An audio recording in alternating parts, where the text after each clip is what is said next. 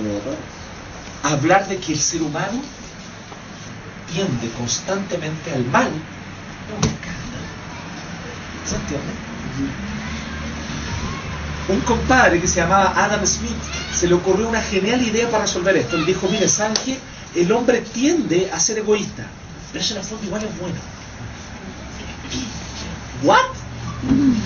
¿Cómo así? Entonces dijo, no, es que hay una mano invisible que resuelve las cosas. Miren, hay algo súper cuático con la mano invisible. Primero, un concepto idolátrico, un concepto pagano. Algunos tratan de bautizar a Adam Smith. Dicen, no, es que está hablando de la soberanía de Dios. La soberanía de Dios implica la responsabilidad humana. Ojo con esto. Dios es soberano. Eso significa que tú y yo somos responsables de actuar bien y de buscar el bien del prójimo y de amar al prójimo como a mí. Socialistas y los marxistas. ¿Se fijan? De ellos dicen, no, es que en realidad es algo claramente científico, decían, algunos insisten todavía en eso, pero claramente la cosa está cayendo. Entonces, la ideología comienza a caer, y por todos lados comienza a caer. Por ejemplo, una de las críticas más interesantes que yo he escuchado en el último tiempo respecto de la ideología del libre mercado, viene de un contexto totalmente conservador. Ojo con eso, porque algunos piensan, por cómo se ha dado la naturaleza de ciertos sectores políticos en Chile, que ser conservador y estar a favor del libre mercado necesariamente van de la mano. La verdad es que curiosamente no es así. No es así. ¿Ya? Entonces, aquellos que, por ejemplo, los mismos que son contra el aborto y los mismos que son contra la píldora el día después, están a favor de la liberalización del mercado y que el libre mercado lo regule todo solito. ¿Se entiende? Es una realidad que se ha dado en Chile, pero es una realidad bien peculiar, porque en realidad no es tan así. Ok, entonces, ¿qué pasa? Yo vengo y digo, bueno, la educación es un bien de consumo. Ok, si es un bien de consumo, entonces díganme cómo diablos yo lo hago para escoger después una nueva educación e invertir otros 15, 16 años de mi vida, ya que no me gustó la educación que tuve. ¿Es posible hacer eso? Es posible. ¿Me entienden? Ahora, la verdad es que la crítica no es a un presidente ni a un gobierno específico. La crítica en general vale para todos los sectores, porque todos ellos están teñidos ideológicamente y parten desde un problema que es el problema crucial que ellos tienen: no reconocer la naturaleza y la realidad del pecado en el corazón. Así que el Shalom promueve eso. Cuando nosotros pensamos, por lo tanto, en cómo un cristiano se involucra en la política, nos damos cuenta que hay cosas que obviamente un cristiano no debería hacer. Hacerle un molo, pegarle un palo. No se debería hacer. Un cristiano no haría eso. Espero que ustedes tengan claro eso. Pero uno puede decir, ok, pero ¿de qué manera manifestamos un descontento y hacemos claro esto? Hacemos patente el hecho de que hay un descontento. ¿De qué manera nosotros podemos? Lo interesante es que la propuesta de Dios es una propuesta a largo plazo. En la visión 4.13, capítulo 4, versículo 13. En la visión que tuve mientras reposaba en mi lecho, vi ante mí un mensajero santo que descendía del cielo y que a mi cuello me gritaba: derriba el árbol y córtale las ramas, arráncale la hoja y esparce los frutos. Haz que las bestias huyan de su sombra y que las aves abandonen sus nidos, pero deja enterrados el tocón y las raíces. Sujétalos con hierro y bronce entre la hierba del campo. Deja que se empape con el rocío del cielo y que habite con los animales entre las plantas de la tierra.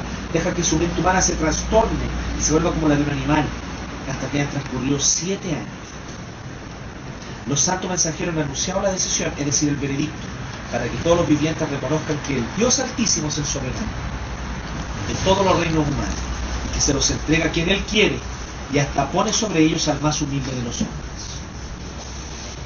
Ok, ¿qué pasó entonces con este sueño? ¿Se cumplió?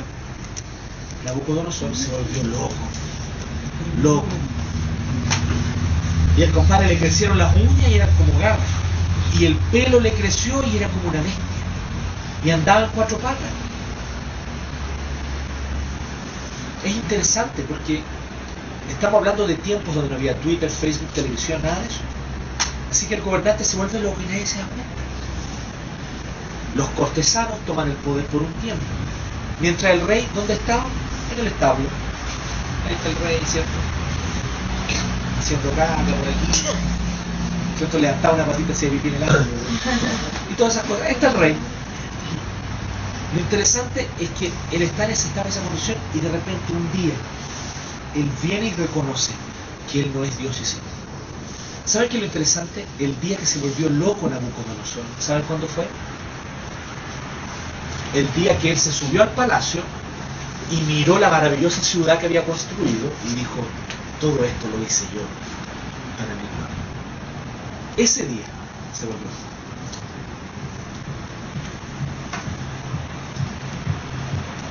El día que el Partido Socialista, la Democracia Cristiana, la UDI, la Renovación Nacional, dicen o digan, nosotros hemos construido todo esto, es el día que empiezan a rayar la papa.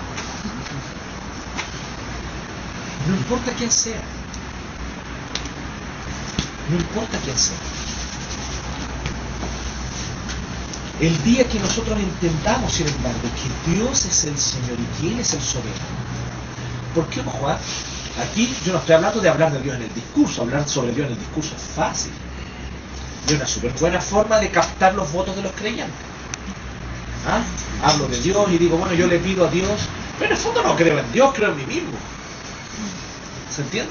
Entonces estoy hablando más allá del discurso. Estoy hablando de un tema del corazón. Cuando alguien es capaz de reconocer que hay un Dios soberano que gobierna todas las cosas, que Él es el rey de todo, es entonces cuando puede haber verdadera prosperidad, verdadero desarrollo, verdadero shalom para nuestra sociedad. Así que algunos de ustedes se preguntarán, ¿me involucro o no me involucro en los movimientos sociales? Si tú crees que sus demandas son justas y te representan, entonces yo creo que está bien involucrado. Recuerda, sin embargo, el cómo tú te involucres. ¿Sí? El cómo tú haces. De qué maneras tú te involucras. De qué maneras tú haces la diferencia también. Mostrando que tú estás allí, no a pesar de ser cristiano, sino justamente porque eres cristiano. ¿Se nota la diferencia, no? Porque yo he visto cristianos y algunos de ustedes que se pueden involucrar, pero es como, esto que vean que aunque soy cristiano, igual tengo conciencia social. Loco, es todo lo contrario. Justamente porque eres cristiano tienes conciencia social. ¿Sí o no? ¿Quién fue el que dijo, ama a tu prójimo como a ti mismo? Fue Cristo. ¿Y quién es mi prójimo? ¿Qué es lo que enseña Jesús en la parábola del buen samaritano? Que el prójimo justamente es el compadre que no es de tu clase, que no tuvo tu educación, que no tuvo los privilegios y las cosas que tú tuviste. Tu prójimo no son los que piensan como tú, los que viven en tu barrio y estudiaron en tu colegio. Tu prójimo es más que eso. Tu prójimo es justamente aquel que no tuvo las oportunidades que tú tuviste. Por algo Jesús pone un judío samaritano. Y pone al samaritano como ejemplo. Tremendo. Entonces pensemos seriamente en esto. Porque ¿saben qué? Pelear para que la educación de mis hijos sea mejor, encuentro harto egoísta. Yo prefiero pelear para que la educación de los hijos de otros sea mejor. Porque a eso me llama Cristo. A eso me llama Cristo. Es interesante cuando algunos critican, pero es una crítica muy burda, pero dicen así, es que fulano que está liderando el movimiento social, él estudió en un colegio privilegiado y todo eso, pero justamente por eso está pidiendo los derechos para los otros. Está bien.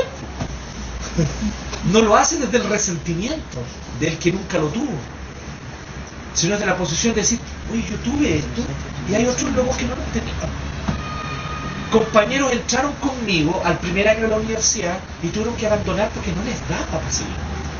Porque una cosa es aprobar la PSU, pero otra cosa es que la educación básica y media haya sido suficientemente buena para prepararte para la U. Y la verdad es que no todos tenemos eso. Así que pensemos en estos temas. Pensemos que una ideología se está viniendo abajo, pero pensemos también en algo. Dios es el soberano. Ninguno de ustedes con sus movimientos sociales va a cambiar el mundo. Es Dios quien lo va a hacer. Así que si nosotros queremos un shalom, nuestra oración tiene que ser lo que nos enseñó Jesús. Venga tu reino.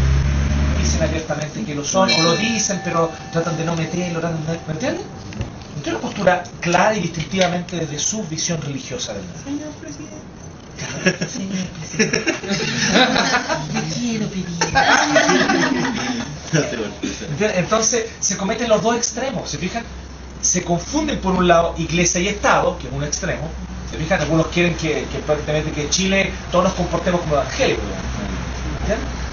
Es interesante que uno de los principales teólogos presbiterianos, John Gresham Machen, de inicio del siglo XX, él era uno de los principales opositores a la ley seca en Estados Unidos. ¿Sabe cuál es la ley seca? La ley que prohibió que se vendiera alcohol. Él fue uno de los principales opositores. John Gresham Machen, porque era bueno para el copete. No. Porque él encontraba que se estaba resolviendo el tema de una mala manera, se estaba coartando justo el punto del tema que es importante nosotros como reformadores, la libertad. Fíjense en algo, lo de las mayonesas caseras. ¿Fijaron esa noticia, no? La encuentro terrible. Yo les digo por qué. Un auto atropella a un compadre en la esquina de, no sé, compañía con McGear. No está esa esquina, no sé. Porque ahí ya se llama Mercedes con McGear. Y atropella a alguien ahí. Por eso vamos a prohibir que los autos anden en la calle. Es así de ridícula esa ley. ¿Me entienden o no? Sí, el problema, incluso yo me puse a sospechar, y me puse con mis teorías de la conspiración medio salfate, y dije, por detrás de esto está el dueño de Hellmann's, el dueño de Kraft, y ellos con sus pitutos ahí dijeron, ya, vamos la mayonesa casera, ahí está, tienen que esperar que alguien se muera. ¿Me entiendes? Te encuentro que es tonto eso. ¿Por qué? Porque hay cosas que tienen que ver con la libertad, finalmente, pero una libertad en la cual nosotros como sociedad que hemos organizado un Estado, el Estado pueda estar fiscalizando y cuidando las cosas. Hay propuestas interesantes de fiscalización, por ejemplo el tema de los subsidios o de las subvenciones escolares. Algunos han dicho que no es buena idea el tema de subvencionar a la oferta, o sea, a los colegios, sino subvencionar a la demanda, o sea, a los apoderados. A mí me parece interesante esa propuesta, porque yo creo que como regla general, siempre van a existir las excepciones, pero como regla general, un padre está más interesado en la educación de sus hijos que un colegio que los ve como clientes. ¿No les parece interesante eso? Es interesante eso. Ahora, es que si no los papás van a ir y van a tomar la plata y se la van a gastar en copete para el 18. Bueno, primero que una subvención a la demanda no es tan burda como pasarle plata. Se les otorga un beneficio que se cobra a través de un banco que solo un colegio lo puede cobrar. ¿Se entiende? Pero él escoge el colegio donde quiere poner a su hijo. Hay libertad, pero al mismo tiempo, incluso algo interesante, nos ahorramos plata en fiscalizadores. Porque la plata que se gasta en gente que vaya a fiscalizar los colegios subvencionados es alta. Hay más plata en el Estado para otras cosas. Y otros generan son la ideas. competencia. Claro. Y sin negar el tema de la libertad que es propia de la competencia también, hasta cierto punto. Pero hay una postura un poco más equilibrada. Ahora, con respecto a cuando usted decía de prohibir las libertades, ocurre algo que cuando se tiende a eso, la gente igual lo hace. O sea, si quieren instaurar, por ejemplo, esa ley seca, igual al instaurarla, la gente igual va a tomar, va a generar mucho lo que es los clandestinos. El mercado negro. Como ocurre con la cannabis sativa. Sí. Así que hay que legalizar. ¿Podemos llegar a ese concepto? No me pongas en aprieto. ¿Podemos llevar ese concepto, o sea, tu opinión personal más que nada, podríamos llevar ese concepto a la idea de la homosexualidad y civil y matrimonio homosexual incluso? Es una buena propuesta. ¿Cómo se hace en Europa, por ejemplo? El problema del matrimonio homosexual es otro. El problema es cómo tú defines matrimonio. Hay una pensadora francesa lesbiana que se opone a la idea del matrimonio homosexual con muy buenos argumentos. Pero dice, nosotros no tenemos que querer matrimonio, eso es estúpido. Ella, lesbiana, dice, es estúpido nosotros querer matrimonio.